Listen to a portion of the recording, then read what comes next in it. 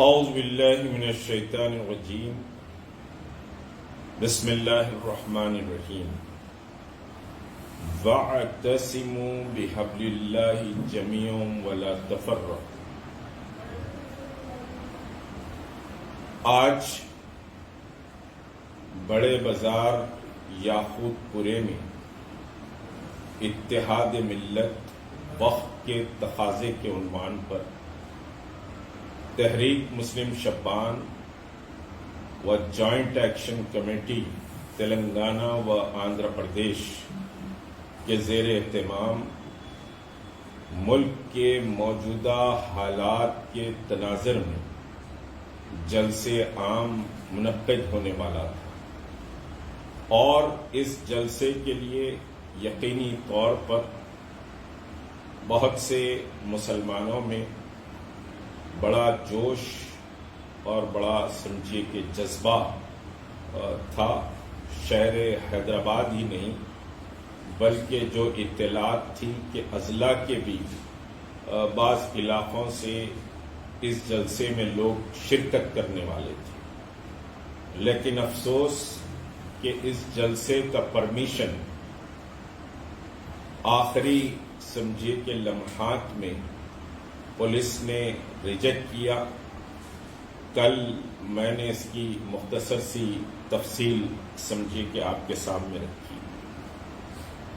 اب جو rejection order آیا ہے اس میں یہ کہا گیا ہے کہ حجاب کے مسئلے پر مختلف مقررین جذباتی تقاریر کریں گے اور ان جذباتی تقاریر کی وجہ سے غیر ضروری لوگوں میں خدشات پیدا ہوں گے، مس انڈرسٹینڈنگ پیدا ہوگی اور سمجھیے کہ اس کا ہم پرمیشن نہیں دے سکتے۔ یعنی بات یہ ہوئی کہ حجاب کے مسئلے پر ہم بات نہیں کر سکتے۔ آپ ہماری معصوم لڑکیوں کے سر سے ان کے آنچل کھینچنے کے اعلانات کریں اور ان کے سمجھیے کہ حجاب کو اتارنے کے فیصلے کریں، لیکن ہم اس تعلق سے آہ بھی نہیں کر سکتے۔ اس کا مطلب یہ ہوا۔ بہرحال سمجھیے کہ جو رویہ پولیس کا ہمارے ساتھ ہے، میں تھوڑا اس کی تفصیل میں جاؤں گا۔ اس وقت میرے ساتھ جناب عبدالحق قمر صاحب ہیں میرے سیدھے جانب، جو نائب صدر ہیں تحریک مسلم شبان کے، اور پھر محترم شکیل ایڈوکیٹ صاحب ہیں جو جوائنٹ ایکشن کمیٹی کے اسپوکس پرسن اور شبان کے اہم سپاہی کا رول سمجھیے کہ وہ پوری دیانتداری، تندہی، اخلاص، للہیت کے ساتھ سمجھیے کہ وہ ادا کرتے ہیں۔ اور پھر جناب عبدالرحیم صاحب ہمارے ساتھی ہیں جوائنٹ ایکشن کمیٹی کے، جو ٹولی چوکی کے محاذ کو سمجھیے کہ سنبھالے ہوئے ہیں اور ہر وقت سمجھیے کہ حرکت و عمل میں بہرحال رہتے ہیں۔ تو کہنے کا مطلب یہ ہے کہ اتحاد ملت کے عنوان پر یہ جلسہ تھا۔ میں تھوڑا سا ڈیٹیل میں آپ کو جاؤں گا کہ تحریک مسلم شبان کے جو پرمیشنز کو پولیس ڈپارٹمنٹ مستقل ریجیکٹ کر رہی ہے اور عوام میں یہ تاثر دینا چاہ رہی ہے کہ شبان کے جلسوں کی اجازت نہیں ملتی، اور پھر ایک پروپیگنڈا سیل اور میڈیا بڑی قوت سے کام بھی کرتا ہے، جو سمجھیے کہ دلالوں کا میڈیا ہے اور جو سمجھیے کہ صاحب منافقین کی حمایت کرتا ہے، وہ میڈیا بھی فوری ریئیکٹ کرتا ہے جب ہم کوئی پروگرام کا اعلان کرتے ہیں تو پرمیشن نہیں ملے گا۔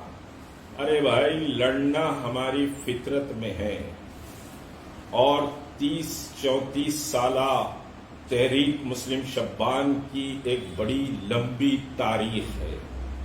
اس لمبی تاریخ میں شبان کو جھکانے، شبان کو کمزور کرنے، شبان کی آواز کو دبانے کے کئی مرحلے آئے، کئی کمشنرز آئے اور چلے بھی گئے، کئی ڈپٹی کمشنرز کو میں نے دیکھا ہے، کئی سمجھیے کہ صاحب ہوم منسٹرز بھی آئے اور چلے گئے، کئی چیف منسٹرز کو بھی اس پورے پیریڈ میں نے دیکھا ہے۔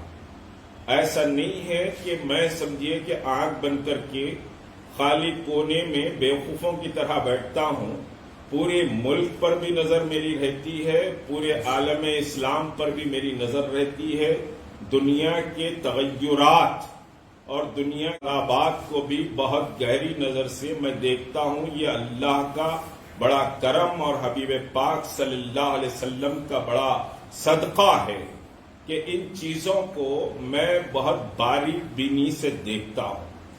اب میں آپ کو ذرا تاریخ بتلا رہا ہوں۔ شریعت کا مسئلہ آیا کامن سول کوڈ کا۔ کامن سول کوڈ کے تعلق سے مودی سرکار نے 2016 میں لا کمیشن آف انڈیا کو ایک فائل سمجھیے کہ روانہ کی کہ کیا ملک میں یکساں civil code, common civil code لاگو کیا جا سکتا ہے۔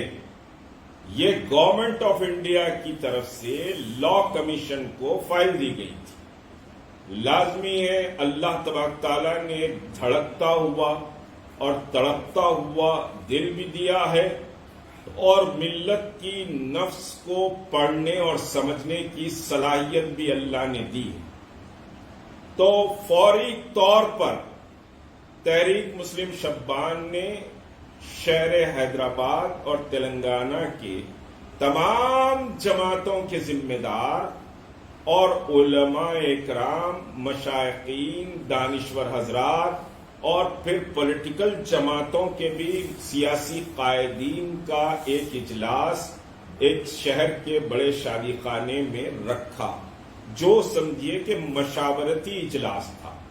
اور اس اجلاس میں اللہ کا کرم ہے کہ ہر درگاہ کے سجادے، ہر مسند کے مشائخ اور جتنی دینی ملی جماعتیں ہیں، وہ دینی ملی تمام جماعتیں، جماعت اسلامی، جمعیت علماء کے دونوں دھڑے، یہ سبھی سمجھیے کہ صاحب اس میں شامل ہوئے، اور جتنے چھوٹے ہماری سمجھیے کہ جماعتیں ہیں وہ بھی اس میں شامل ہوئی، سماجی جہدکار بھی ہوئے، سب شامل ہوئے، پولیٹیکل پارٹیز کے مسلم قائدین بھی اس میں سمجھیے کہ شامل ہوئے، اور شریعت کے معاملے میں کوئی کمپرومائز نہیں کرنے کا اعلان کیا گیا۔ یہ پہلا اعلان تھا جو حیدرآباد سے ہوا۔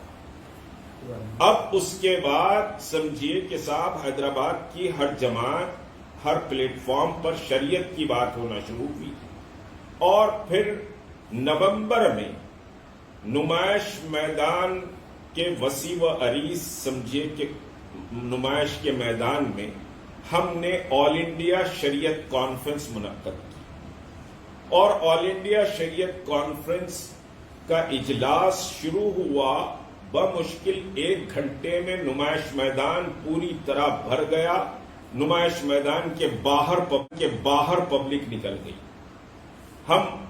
مجھ کو اعلان کرنا پڑا کہ مزید انتظامات نہیں ہو سکتے، جو جہاں ٹھہرا ہے وہ ٹھہر جائے۔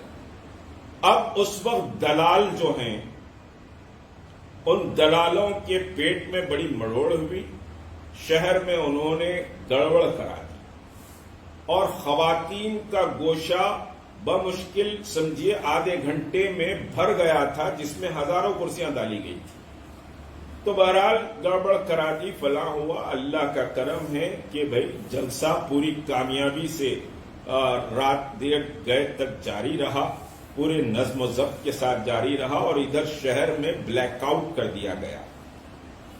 اب اس جلسے میں بہرحال ٹی آر ایس بھی تھی، کانگریس بھی تھی، سبھی موجود تھے، ہمارے ہوم منسٹر صاحب بھی موجود تھے، شبیر علی صاحب بھی تھے، پورے علماء اکرام تھے، باہر سے پورے علماء اکرام بھی آئے۔ اب میں اس جلسے کے بعد بات بتاتا ہوں۔ NRC, NPR اور موب لنچنگ کا مسئلہ ملک میں بہت سمجھیے کے ساتھ شروع ہوا اور کچھ تیزی سے سمجھیے کہ یہ بات ہم مجھ تک پہنچ رہی تھی کہ NRC ملک میں آ سکتا ہے. ابھی بل نہیں آیا. ہم نے اعلان کیا صدائے امت کانفرنس. ملک کی 29 ریاستوں سے مسلم علماء، قائدین اور دانشوروں کو اس صدائے امت کانفرنس میں سمجھیے دعوت دی گئی اور اللہ کا کرم ہے کہ ہر مکتب فکر، ہر خانقاہ کے سجادے نے اس کانفرنس میں آنے کا وعدہ بھی کیا اور پھر یہاں پورے وسیع پیمانے پر انتظامات کیے گئے. دلالوں کو اس سے مروڑ ہوئی. میں نام نہیں لے رہا ہوں، آپ اچھی طرح سمجھ رہے ہوں گے. دلال، بی ٹیم اور RSS کے اعلی کار، بھارتیہ جنتا پارٹی کو جتانے والے، یہ سب ایک ہی سمجھیے کہ صاحب نام ہے. یہ تینوں نام ایک ہی ہے. تو میں صرف دلال کی بات کروں گا.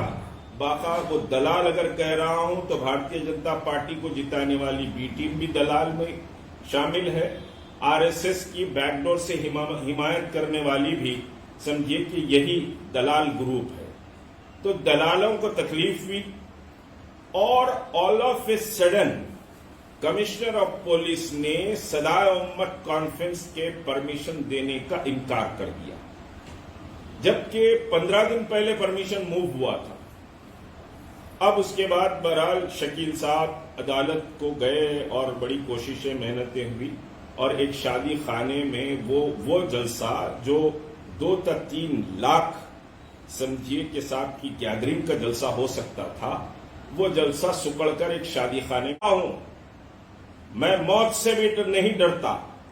اب اس کے بعد صدائے امت کا پرمیشن روکا گیا اور 4 مہینے، صرف 4 مہینے کے بعد پارلیمنٹ میں NRC NPR CA کا بل آیا. CA NPR NRC کے مسئلے پر سب سے پہلے آواز ہم نے بلند کی. جوائنٹ ایکشن کمیٹی کا اجلاس صرف 3 دن کے اندر ہم نے سمجھیے کہ حیدرآباد میں کیا. اس میں تمام جماعتیں شامل ہوئی. ان جماعتوں کو ناشتے کے عنوان پر، ان جماعتوں کو مختلف سمجھیے کہ باتوں کے عنوان پر کیسے کچھ توڑا گیا میں جانتا ہوں، اس تفصیل میں نہیں جاؤں گا. ہم نے ملین مارچ کا اعلان کیا. ملین مارچ کے پرمیشنز کو روکا گیا. مستقل پولیس سے ہم نے گفتگو سمجھیے کہ کی. 28 دسمبر کو ملین مارچ ہونا تھا، پولیس نے پرمیشن نہیں دیا. بہت سے لوگوں نے کہا کہ ٹکرا جاؤ پولیس سے، لیکن ہم حکمت دانائی اور تدبر و فراست سے کام کرتے. میں نے کہا ٹکرائیں گے نہیں، ہم لڑ کر اپنے حق کو حاصل کریں گے، لیکن ہم پولیس سے نہیں ٹکرائیں گے، کوئی کنفرنٹریشن نہیں پیدا کریں گے. اگر کل چاہوں تو شہر کے حالات بگاڑ سکتا ہوں، کل چاہوں تو ساری سچویشن کو بگاڑ سکتا ہوں. کوئی کمزور چڑیاں پہنا ہوا نہیں ہے مشتاق ملک، سارے پیکرے اور حربے جانتا ہے. اور میں کہہ چکا ہوں کہ میں موت سے اور زندگی کا سمجھیے کے ساتھ فرق نہیں سمجھتا. جتنی زندگی ہے اتنی ہی موت کو میں پیار کرتا ہوں. موت سے ڈرنے والا انسان نہیں ہوں، تکالیف سے بھی گھبرانے والا انسان نہیں ہوں. لیکن ہم نے مقابلہ کیا. بہرحال ملین مارچ منعقد ہوا اور ملین مارچ ہندوستان کی تاریخ کا سب سے بڑا احتجاج تھا اور دنیا کی تاریخ کے بڑے احتجاجات میں ملین مارچ کو شامل کیا گیا.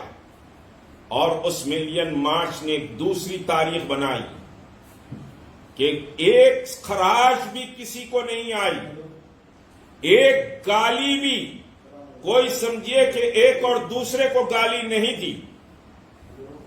پورا ڈسپلین کے ساتھ انتہائی پرامن انداز سے ملین مارچ کا انعقاد ہوا.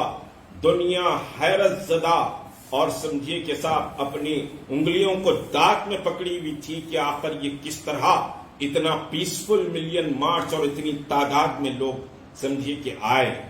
یہ اللہ کا کرم، اللہ کا فضل، اللہ کی رحمتیں، اللہ کی سمجھیے کہ برکتیں تھی. اللہ کی سمجھیے کہ برکتیں تھی، اور یہ صرف اخلاص کی بنیاد پر اللہ نے یہ کامیابی عطا کی۔ اس پہ ہم کوئی شیخی نہیں بگاڑ رہے ہیں۔ اس ملین مارچ کے بعد مجبور ہو کر ان دلالوں کو ترنگا ریلی کرنی پڑی۔ ترنگے ریلی کے ساتھ ایک بات اور سن لیجیے کہ ایک نیشنل چینل کے رپورٹر نے ایک ایٹم کیا، ملین مارچ میں کتنے ترنگے سمجھے استعمال ہوئے۔ ہندوستان کی تاریخ میں سب سے زیادہ ترنگے 3.5 لاکھ ترنگے ملین مارچ میں مسلمان، ہندو، سکھ، عیسائی، دلت، بدھسٹ اٹھائے ہوئے تھے۔ 3.5 لاکھ کی تعداد وہ نیشنل رپورٹر نے نہ صرف مجھ سے کہی بلکہ اپنے ٹی وی پر اس ایٹم کو سمجھے کہ کور کیا۔ 15 اگست آئی تو یہاں پر ترنگے موجود نہیں تھے، باہر سے آرڈر دے کر پھر منگانا پڑا۔ 26 جنوری آئی 4 جنوری کے بعد، تو شہر میں ترنگے نہیں تھے، پھر سے آرڈر دے کر حیدرآباد میں ترنگے لانا پڑا۔ 3.5 لاکھ ترنگے ہندوستان کی پوری تاریخ میں کسی پروگرام میں استعمال نہیں کیے گئے جو سمجھیے کہ ہمارے ملین مارچ میں استعمال کیے گئے۔ Peaceful million March. اور پھر لوگ جو سمجھیے کہ ہم اپنے پروپیگنڈے میں بات کر رہے تھے کہ آپ کو سمجھیے گندگی بھی نہیں رکھنا چاہیے، آپ جو کھا رہے ہیں، جو پی رہے ہیں پانی، وہ ساری چیزوں کو ایک ایک تھیلے لائیے گھر سے اور تھیلوں میں ڈال کر کونے پہ لگا دیجیے۔ پوری سڑک کو ملین مارچ کے سمجھیے شرکا نے صاف کیا۔ اور پھر جو دھرنا چوک اور اندرا پارک ہے، بوئن پلی کے ہمارے ساتھیوں نے رات دیر گئے تک دھرنا چوک اور اندرا پارک کی صفائی کی، جو نیشنل میڈیا میں تیلگو اور انگریزی میڈیا میں اس کے فوٹو بھی شائع ہوئے۔ اس کے بعد پولیس ہم سے یہ کہتی ہے کہ صاحب وائلیشن ہوا، جو گائیڈ لائن تھے اس کا وائلیشن ہوا، پرمیشن میں آج یہ بات کہی گئی۔ اور پھر یہ کون سا قانون ہے کہ ایک ہی دن میں آپ ایک شخص پر سمجھے کہ سیبر آباد میں بھی مقدمہ کر رہے ہیں، چادر گھاٹ پہ بھی کر رہے ہیں، سکندرآباد میں بھی کر رہے ہیں، گولکنڈے میں بھی کر رہے ہیں، شہر کے ہر پولیس اسٹیشن میں مشتاق ملک کو ایکیوز نمبر 1 بنا کر مقدمات دائر کیے گئے۔ اور آج کے جلسے کا جو پرمیشن سمجھیے کہ نہیں دیا گیا، اس میں اس کا بھی ایک ذکر کیا گیا۔ میں ڈرنے والا نہیں ہوں، میں کہہ چکا ہوں، میں محمد رسول اللہ کا عاشق ہوں، محمد رسول اللہ کا غلاموں کا غلام ہوں۔ میں ڈر حالات سے مقابلہ کرتا ہوں، اور میں تعداد اور قوت اور وسائل کو بھی نہیں دیکھتا۔ میں بے بساطی کے عالم میں جدوجہد کرنے کا عادی، میں بھوک اور پیاس کی پرواہ کرے بغیر کام کرنے کا عادی، اور اس طرح میں نے اپنی زندگی میں کام کیا ہے۔ اور دوسری بات کہوں کہ تحریک مسلم شبان نے کئی دھرنے دیے، کئی جلوس نکالے اپنی تحریکی زندگی میں، کئی بڑے بڑے کانفرنس کیے۔ اس کے پلیٹ فارم پر وشوناتھ پرتاپ سنگھ بھی آئے، چندرا بابو نائیڈو اور سمجھیے کہ این ٹی راما راؤ بھی آئے، سینٹرل منسٹرز تو میں گنا نہیں سکتا کہ اتنی آئے۔ ہندوستان کے ہر بڑے عالم اور ہر بڑی خانقاہ کا سجادہ تحریک مسلم شبان کے پلیٹ فارم سے مخاطب کر چکا، اور تحریک مسلم شبان کو یہ اعزاز حاصل ہے۔ اٹھا کر دیکھو 94 کا تلگو دیشم کا الیکشن مینیفیسٹو جو پرجا گرجنا کا تھا، اس پرجا گرجنا کے الیکشن مینیفیسٹو میں مسلمانوں کے جو مسائل ہیں وہ مسائل تحریک مسلم شبان کے نام سے شروع ہوتے ہیں۔ این ٹی راما راؤ ہمارے اسٹیج پر آیا تھا، اور این ٹی راما راؤ ہندوستان کا اس وقت واحد لیڈر تھا۔ یہ ہماری کوششیں اور ہمارا پرسویشن تھا کہ این ٹی راما راؤ نے کہا کہ Babri Masjid rebuild at its original site. آپ نے کیا کیا؟ سوائے دلالی کے، سوائے مسلمانوں کو گمراہ کرنے کے، سوائے مسلمانوں کو بے وقوف بنانے کے، مسلمانوں کے ووٹ لینے کے، اور جا کر دوسری ریاستوں میں بھگوا جھنڈے کو سمجھیے کہ صاحب قوت اور طاقت پیش کرنے کے، اس سے ہٹ کر کیا کام کیا؟ آج سارا ملک کہہ رہا ہے کہ آپ آر ایس ایس اور بھارتیہ جنتا پارٹی کی حمایت کر رہے ہیں۔ حیدرآباد کے مسلمانوں کو سوچنا پڑے گا۔ آج جو ہم اتحاد ملت کی بات کر رہے تھے کہ مسلمانوں تمہارے اندر اتحاد ہونا چاہیے، ان ظالموں اور ان جابروں کی زمین کو کمزور کرنے کے لیے تمہارے اندر اتحاد ہونا چاہیے۔ آج اوقاف کی زمینوں کے بڑے بڑے باتیں کرتے ہیں، اسمبلی میں بہت بڑی باتیں کرتے ہیں۔ شاہ ولی کی درگاہ کی زمین کے سمجھیے کہ جانے کا ذمہ دار کون ہے؟ وقف بورڈ میں اکثریت آپ کے اراکین کی ہے، ان دلالوں کی تائید کرنے والے اراکین کی۔ وقف بورڈ آپ لٹو کی طرح پھرا کر وقف بورڈ کو چلاتے، آپ کے اشارے پر وقف بورڈ چلتا، اور حضرت حسین شاہ ولی رحمت اللہ علیہ کی سمجھیے کہ میں کہتا ہوں 1,00,000 کروڑ کی، خیر آپ نے کہا 50,000 کروڑ کی، خیر اماؤنٹ پر بحث نہیں کرتا۔ آبا و اجداد نے وقف کی کروڑوں روپے نے، اربوں روپے کی جائیداد دی، اور وہ کنٹرول میں ہے حکومت کے۔ کون ذمہ دار؟ کون ذمہ دار؟ کتنی تباہی سمجھیے کہ مچائی گئی ہے۔ آج اردو اکیڈمی ہو، مائنارٹی فائنانس کارپوریشن بہت بات کرتے ہیں۔ آج میرا نوجوان چورستوں پر بیٹھتا ہے، میرا نوجوان ہوٹلوں کی زینت بنا ہوا ہے۔ وہ کیوں بنا ہوا ہے؟ کبھی غور کیا آپ نے؟ کبھی سوچا؟ بے روزگاری کی وجہ سے چورستوں پر بیٹھتا ہے۔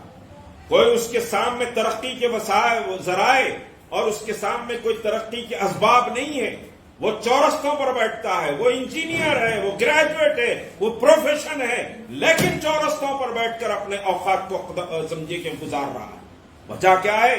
اس کے لیے کوئی مواقع آپ نے فراہم نہیں کیے، کوئی سمجھیے کہ صاحب کوئی مواقع اس کے لیے آپ نے فراہم نہیں کیے۔ یہ صورتحال آج چورستوں پہ نوجوان بیٹھا ہوا ہے۔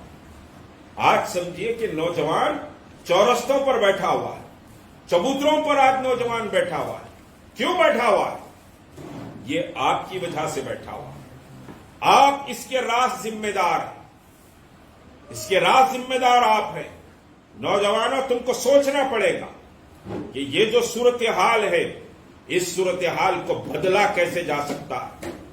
جب تک کہ ان دلالوں کو، ان سمجھیے کہ رہزنوں کو اکھاڑ کر نہیں پھینکا جاتا، تب تک حالات نہیں بدلیں گے، حالات نہیں بدلیں گے۔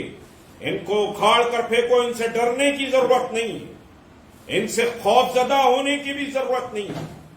نہ آپ ان سے خوف زدہ ہوئیے، نہ ان سے ڈریے۔ آپ بھی سمجھیے کہ صاحب انسان ہے، یہ بھی انسان ہے، اور دولت کے بنیاد پر سمجھیے کہ ہار جیت کے فیصلے نہیں ہوتے، ایک بار یاد رکھیے۔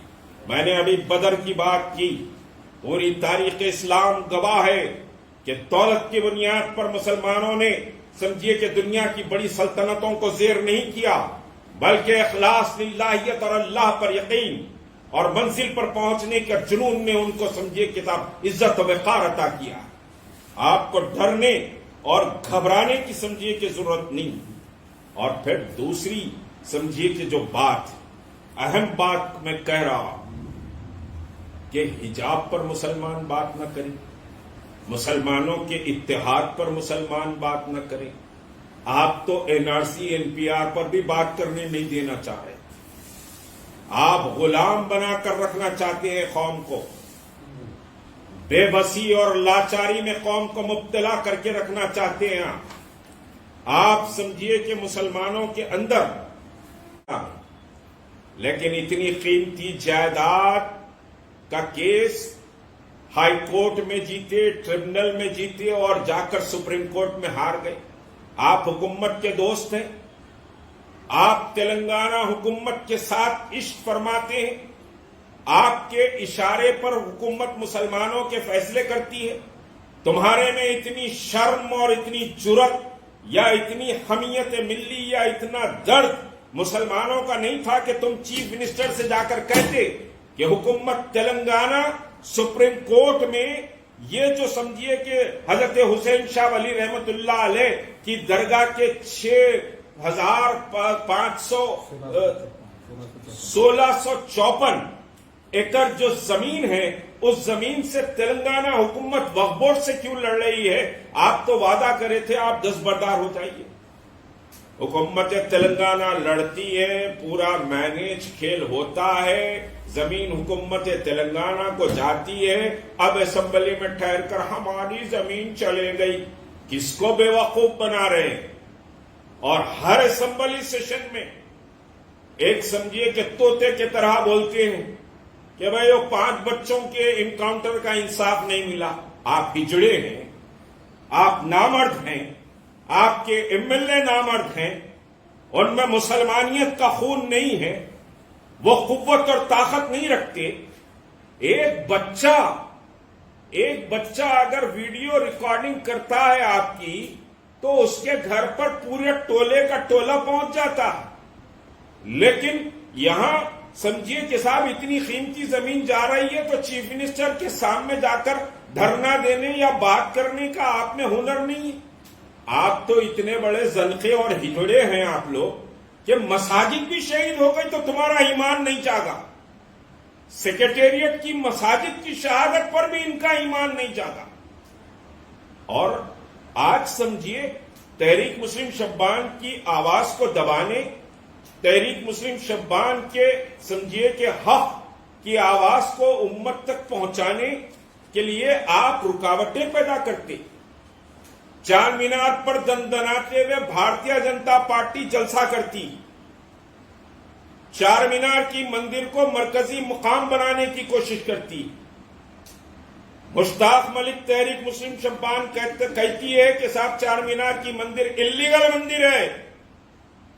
आर्कियोलॉजिकल डिपार्टमेंट ने कहा है कि यह इल्लीगल मंदिर है, और हम उसके जवाब में आरएसएस और भारतीय जनता पार्टी के उस अमल के खिलाफ चार मीनार से रैली करना चाहते हैं, तो आप रुकावटें बनते। ये दलाल रोकते हैं भारतीय, हमको करना पड़ा। पुलिस ने वजह क्या बताई? पुलिस ने वजह ये बताई कि आप एनआरसी एनपीआर की बात कर रहे हैं, और एनआरसी एनपीआर ये तेलंगाना और हैदराबाद का मसला नहीं है, इस वजह से हम आपको परमिशन नहीं दे सकते। हमारे पास रिकॉर्ड में ये सारी चीजें मौजूद हैं। लेकिन अल्लाह तबारक व तआला जब मदद पर आ जाता है, और वो सबसे बड़ी कुदरत वाला होता है, हम एक बात और सुन लें, ना हम डरेंगे, ना हम झुकेंगे, ना हम समझिए कि आपके सामने सरेंडर होंगे। आप समझते हैं कि हमको डराएं, आप समझते हैं कि हमको झुका देंगे, आप समझते हैं कि जिन अज़ाइम और हौसलों के साथ उम्मत को बेदार करने की हम जुस्तजू और कोशिश और मुस्तलसल सही करते हैं, वो समझिए कि आप खत्म कर देंगे। आप खत्म नहीं कर पाएंगे। आप मुश्ताक मलिक को अच्छी तरह जानते हैं कि 1993 में आप समझिए कि साहब कहां से कहां पहुंच गए थे। आपको अच्छी तरह तारीख याद रखनी चाहिए। आप तो अभी बच्चे थे, आप तशरीफ लाए थे लंदन से, लेकिन क्या हालात थे आप जानते हैं। मैं पूरी तारीख को दोहराना नहीं चाहता, आप अच्छी तरह जानते हैं। और हम झुकने वाले नहीं हैं, मर जाएंगे लेकिन झुकेंगे नहीं। उस वक्त भी बहुत मुकद्दमात पड़े थे, वो मुकद्दमात का कामयाबी से समझिए कि हमने मुकाबला किया है। अगर मुकद्दमात आते हैं तो ठीक है, आइए मुकद्दमात रहने दीजिए, हम मुकाबला करेंगे, डरेंगे नहीं। आप क्या करेंगे? मरना एक दिन तय है। मौत बहरहाल इंसान बरहक है मौत के लिए। जिस वक्त इंसान पैदा होता है, नौजवानों सुन लो ये बात, मैं सबके लिए ये बात कह रहा हूं कि जिस वक्त तुम पैदा होते हो तो तुम्हारी मौत के ऐलान के साथ तुम पैदा होते हो। और मुश्ताक मलिक का ये ईमान है कि एक दिन मौत आना बरहक है। वो मौत जेल में आनी है तो जेल में आएगी, वो मौत पुलिस की गोली से आनी है तो पुलिस की गोली से मौत आएगी।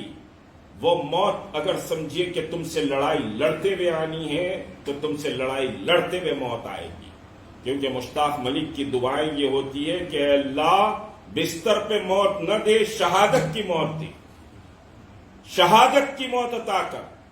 تو موت سے بھی ڈرنے والا نہیں ہوں میں اللہ پر اور محمد رسول اللہ پر ایمان رکھتا ہوں۔ روکتے ہیں بھارتیہ جنتا پارٹی کے، آج بڑی بڑی باتیں کی جاتی ہیں اسمبلی میں، ٹھیک ہے آپ کے پاس طاقت ہوگی، آپ کے پاس سمجھیے کہ حکومت کی طاقت ہوگی، لیکن ہمارے پاس اللہ کی قوت اور اللہ کی طاقت ہمارے ساتھ ہے، تو ہم مقابلہ نہیں کر سکتے ہمارے فکر کے آگے، تو ہم مقابلہ دولت ہوگی تمہارے پاس، لیکن اسلام دولت کی بنیاد پر ترقی نہیں حاصل کرا۔